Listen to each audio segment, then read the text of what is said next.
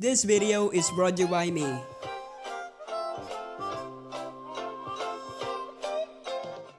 So remember Diary of a Wimpy Kid, right? Yeah, that book series that every 6th grader has. That is still ongoing to this day. And also remember its movie? Well, in this case, its first movie. Oh god. So I thought that it would be fun to rewatch the Diary of a Wimpy Kid movie and see if it's actually as good as I remember. Let's just get on with this. So the movie starts off with John scared me for a second. So the movie starts off with everyone's favorite character, Roderick, with him waking up Greg for his first day of school that he's late for. And after a hilarious scene of him dressing up, like seriously, how many takes did this kid have to do? And then we learn that he got finessed. First, school is 1 week away and it's 4 in the morning. But I have to say, how didn't he notice that? The window is literally open. Why didn't he just look out the window? But anyways, he says that Roderick is the one at fault. And when him and his parents go to confront him, he pretends to be sleeping. What a Chad. So then we get introduced to the movie by Greg Heffley himself. And I've gotta say, this movie is very faithful to the book so far. And after a beautiful shot of cartoon Greg getting beaten up, we finally start the movie. Jesus Christ, this movie feels like it had 7 intros already. And basically, Greg just shows how egotistical he is. Because Greg isn't a hero. He's an anti-hero. And then he makes fun of Rowley. Jesus Christ, this kid doesn't deserve this. And this is maybe one of the biggest problems with the movie. Our main character itself. Because Greg makes or breaks the movie for you. Because one of the biggest jokes out of the movie is that Greg is an asshole. He's just a lying, egotistical kid. But anyways, let's get right back into the movie. So after talking about his dreams of becoming famous, he gets up and he gets a pep talk from his brother. And let me tell you, Roderick may just be one of, if not the most realistic character out of all the movie. He's just kind of there. He doesn't overact, and almost every scene he's in, it's just a joy to watch. So then Greg goes downstairs and Ice Age! Anyways, Greg goes downstairs to eat some breakfast and gets ready to go to school. And then we get an introduction to the school. Hey look, it's the kid from Jesse. That show was fire. And then we just get a scene of Greg being a dick. Hey, Greg. Hey! It's mine, fella. So the movie knows that Greg is an asshole, but they do it anyways? Cool. Hello, I'm Sunday, and I only wanted you to know that I officially got a Twitch, Twitter, and Discord. With them, you'll get updated on every project I'm working on. And for the people who join the Discord, they will be able to suggest and vote on my future videos. It's completely free, and you'll get to be a part of the community. But anyways, thank you so much for watching, and with no further ado, let's get right back into this video. If you're as discriminating as I am, it can be tough to figure out where to sit on your first day of middle school. Oh my god, Patrick Bateman just called and he says he wants his ego back because this kid is just a goddamn psychopath at this point. But now they're getting ready for PE and Greg shamelessly tells Raleigh that if there was a school rank, he should be around the 154 mark and then him should be in the 19th place. Okay. And then we get introduced to Fragley. I'm just not going to waste my time on him. He's just disgusting. And then we get introduced to Coach Malone, their PE teacher. I'm Coach Malone, and I am your gym teacher. I live and breathe physical education. And after making them take their shirts off, yeah, don't question it, he makes them play Gladiator. Basically, the game is throw someone against the ground. Yeah, but before the game is over, Greg and Rowley hide under the school bleachers. And then a super cool girl who doesn't need no man lectures them about the school system. You know, fun. But let's not be so negative. This movie has the potential to be fun. Hi, I'm Angie. Great story. We're gonna go now. Oh my god, just let him be. So after being given a very good offer, Greg outright denies it and does what he's best at. Lie. Wait, they can say that? But anyways, Greg and Rowley are distracted at the sight of cheese. But in actuality, this cheese is special. For some reason, they say that if you touch the cheese, you'll get the cheese touch. And what I've got to say is, fuck you to whoever made this up. Because I distinctly remember when this movie came out, a kid told everybody that I had the cheese touch and I couldn't talk to anybody for a week. But my childhood traumas aside, the Jesse kid explains that the last kid who touched the cheese had to change school. schools, and consequently took the cheese touch with him. So basically, don't touch the cheese. So it's lunchtime, and after being rejected by every single person in the school, they sit beside the trash cans. Unlucky. And then we get this beautiful line from Greg. Fredley must have bumped his head when he was little. Like, really hard. This kid is a little dickhead. And after getting humiliated by Raleigh, Hey, Greg! You want to come over and play?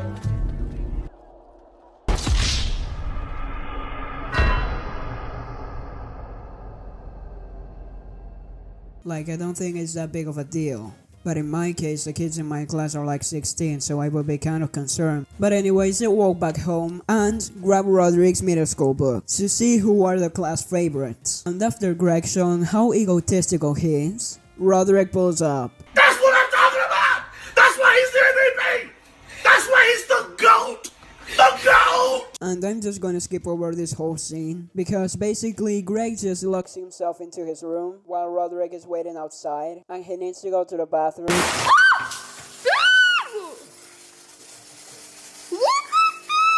Man, that is as far as I will go, because to anybody who has already watched this movie, you know what scene I'm talking about, and I just don't want to get put on a watch list. Well, anyways, Greg and Raleigh look for activities to sign up to. I can't believe all these activities. They're all so much work. Oh my god, I hate this kid. And then we're introduced to Patty, a girl that Greg used to bully back in school. Patty is a fatty, has a face just like a ratty. And wait, why do we even like this kid? No, don't make me watch more of this movie. No, I'm fucking done, this kid is so annoying. Well, anyways, that girl from before goes to confront Greg and Raleigh. Oh, Greg's only here because he really wants to Raleigh. I was... This kid is a fucking bitch. And she tells them to sign up to the school paper, but Greg politely declines. And after looking around more, Greg decides that he's going to do wrestling. And basically, just to summarize what happened, he gets the shit kicked out of him. And then we cut to Greg and Raleigh getting ready to play their game. Hey, it's Concussion Speedrun, my favorite! And then we cut to the Heffleys having dinner. And I personally find this scene pretty sweet. The fact that Greg's father actually cares about him is very sweet, and shows that not everyone on this movie is irredeemable. And the next morning, Greg cheats his way into the competition, and he has to fight. What? But this is boys wrestling. Oh my god, Greg Heffley is based! And like in his last fight, he gets the crap kicked out of him. And coincidentally, the reporter girl takes a picture of Greg's defeat. That gets shared around with the school's paper. Like, I hate the kid and all, but isn't this harassment? But anyways, Greg strives for his new school accomplishment. Best dressed. How are you going to do that? Fashion is easy. Sure it is. And then Greg goes to school dressed up like... But then we realize that Raleigh dressed up the same as Greg. And everybody makes fun of them because they think they're gay. Aren't children nice? And I completely forgot that this scene even existed. So basically the kids are shown a video about self-confidence. And the joke is that it's very badly made. Hey guys, do you like breakdancing?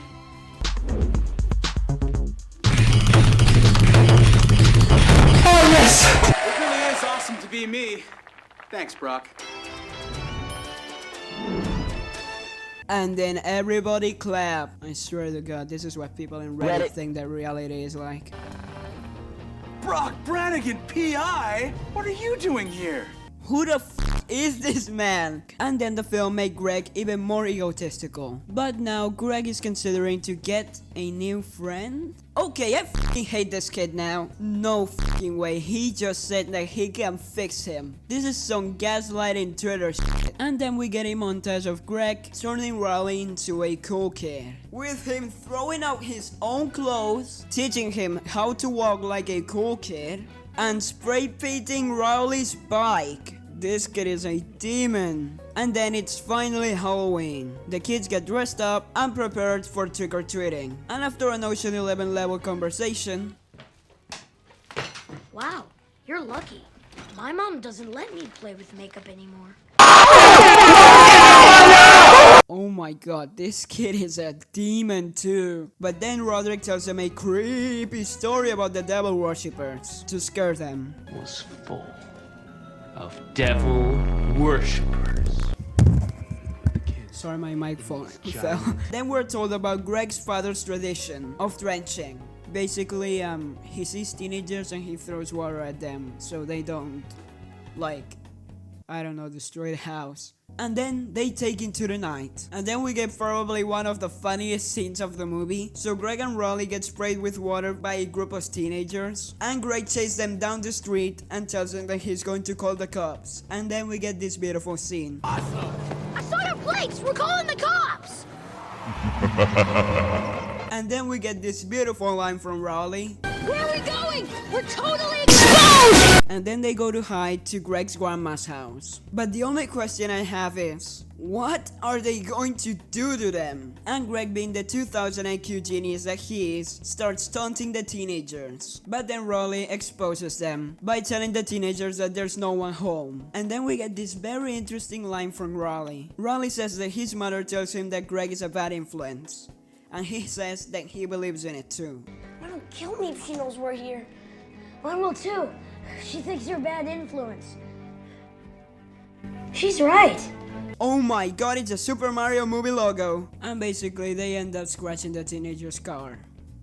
Good job. And then they run away and escape to the comfort of Greg's home. And they get splashed. And then the movie does a little time skip and they're back to school. And then Greg and Raleigh sign up for the school safety patrol. And let's just think about this. This job is perfect for Greg. What does an egotistical maniac want? Power and control. And as they roam the halls of the middle school, they're assigned a task. And they're also told this beautiful quote. Just remember, with great power comes great responsibility. Beautiful, 10 out of 10 movie. I fucking love it. Just give him the Oscar, man. Just give him the Oscar. Whoa, is that Coco? Sorry. Safety patrol only. Sorry. Who hurt you, Greg? And then we get this weird scene of the girl telling them to step out of safety patrol. And yeah, I get what she's saying. But what was she expecting? Even though he deserved it, she humiliated Greg on the school paper. But anyways, Greg and Raleigh are tasked with bringing the little kids home. And then... Greg! Oh, so the teenagers are blind. I'm brain dead too.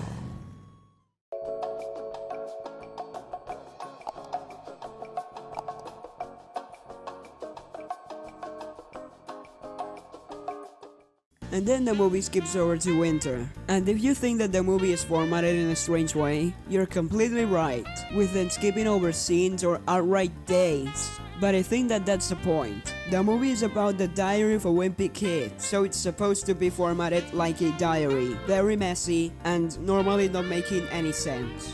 And for that reason alone, I give huge props to the people who worked on this movie. Except for the reporter girl. She doesn't even appear on the book. And hey, did you know that in the Catalan version of the book, the title translates to Greg's Diary? I don't know, it was funny to me. Wait, who the fuck has kiwis on winter? But hey, to give props to Greg, he doesn't only bully children. Your pa, dad pa, smells pa like pa, a woman pa. But anyways, they take another shot at playing concussion speedrun. And wouldn't you know, Raleigh breaks his arm. Well, to be more specific, Greg breaks Raleigh's arm. And now everybody in school loves him. But I don't know about you, but I never got this. Why does the fact of having an injury make you cool? Like, yeah baby, I got run over the other day. It's not a big deal. And then we get this beautiful line from Greg. Hey, I'm the one who broke his hand. Then you're a jerk. Yeah bro, real cool. You're gonna get all the girls with this one. And I'm sorry for poking fun at the acting, but just look at this. Hey guys, check it out. Oh my gosh, what happened? But basically, Greg fakes an injury and tries to make people feel sympathy for him. But luckily, he's declined. And then the movie starts another storyline. I swear to god, this movie is more confusing than the average Breaking Bad episode. So Greg is going to try out to make a cartoon for the school paper. Cool. But because Greg is a lazy bastard, he acquires the help of Raleigh. with Raleigh coming up with Zooey Mama. But with Greg being the great friend that he is, he tells Raleigh that his idea is complete and utter trash. You know what? If you like it so much, then why don't you go do it yourself? What a great friend. Even the little kids on you, man. And then the teenagers come back. And with Greg being the 2000 IQ genius that he is, he throws the kids under a hole. But then he realizes that it wasn't even the teenagers in the first place. And then a lady spots him throwing kids in a hole, with her thinking that it's Raleigh. And with Greg being the sincere and compassionate friend that he is, says that he's Raleigh and runs away. What a great friend! But anyways, it's the next day of school, and the winner of the cartoon paper is announced. And it's Raleigh. And the millisecond that Raleigh is in the top of the world, he gets struck down back again, with the principal suspending him of safety patrol because of Greg's fault. And I don't know about you, but this scene is devastating. It's really sad. But luckily for Greg, Raleigh doesn't know that yet. So he uses a little compassion left in his heart and tells Raleigh the truth. Nah, I'm just kidding, he just leaves. And after the fact, Greg has a heartfelt conversation with his mother about telling the truth. And with Greg being the compassionate friend that he is, he lets Raleigh take one for the team. I decided to let Raleigh take one for the team. But after a while, Greg goes and tells Raleigh the truth. And then we get one of the best exchange of words to ever grace the screens. So, listen. It's kind of funny, you know, the whole safety patrol thing. Yeah? Ready for the funny part? I'm the one who terrorized those kids. What? How about another joke, Murray? No, I think we've had enough of your jokes. Don't call me. Don't come by my house. We're done.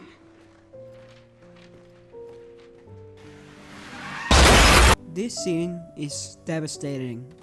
10 out of 10, Oscar nominated. And then Raleigh just moves on. He's promoted to team captain and he makes new friends. And I'm just going to speed run this bit because it's extremely boring. So Greg is jealous of Raleigh having his sleepover. So he goes to Greffley's house. And it's hell. But anyways, the next day Greg auditions for the school play. And with him giving a killer performance,